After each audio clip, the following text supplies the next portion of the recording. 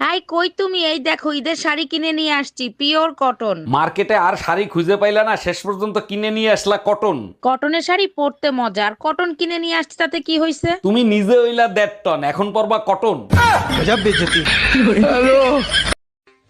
নারকেলের শ্বাস আর ভালোবাসায় বাস বাইরে থেকে বোঝা যায় না।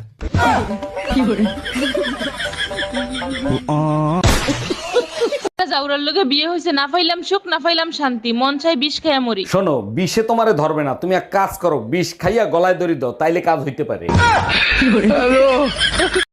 সবার ভালোবাসা যদি পূর্ণতা পেত, তাহলে স্যাড গানগুলো কাদের জন্য বানাতো? লাগা কষ্টের গান।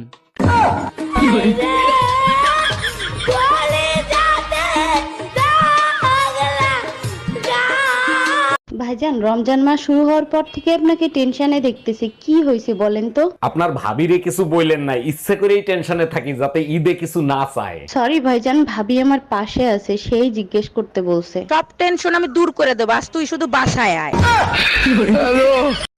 আচ্ছা, তুমি নাকি কবিরাজের কাছে গিয়েছিলে? হ্যাঁ, গিয়েছিলাম। কেন গিয়েছিলে বলো? তোমাকে হাতের মুঠে রাখার জন্য একটা তাবিজ আনতে। তো আনছো? আনতে পারেনি। গিয়ে দেখি শালার কবিরাজের স্ত্রী কবিরাজকে দিয়ে তালা বাসন মাজাচ্ছে। বলছি, তুমি হোয়াটসঅ্যাপে আছো? না না, আমি তো বাড়িতে আছি। মানে বলতে চাচ্ছি, তুমি কি হোয়াটসঅ্যাপ ইউজ করো? না না, আমি তো ফেয়ার অ্যান্ড লাভলি ইউজ করি। আরে, তুমি কি হোয়াটসঅ্যাপ চালাও? না, আমি তো চালাতে পারি না। তুমি চালাবে, আমি পিছনে বসবো।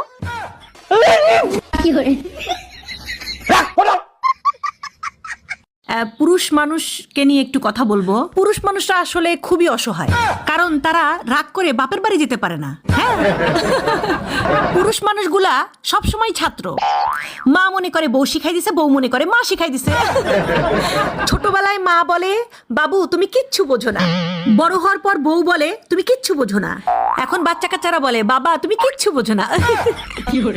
পুরুষ মানুষ তো এটাও বোঝে না যে তার বোঝার ঠিক বয়সটা কখন।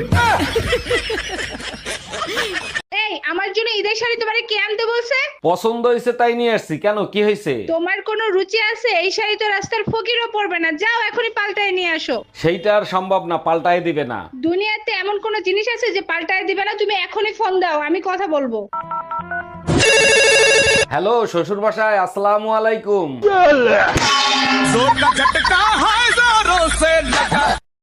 ভালোবাসা তো সবাই দেয় প্রিয়, তুমি না হয় আমাকে 5 লাখ টাকা দিও, প্রচন্ড অভাবে আছি আমি।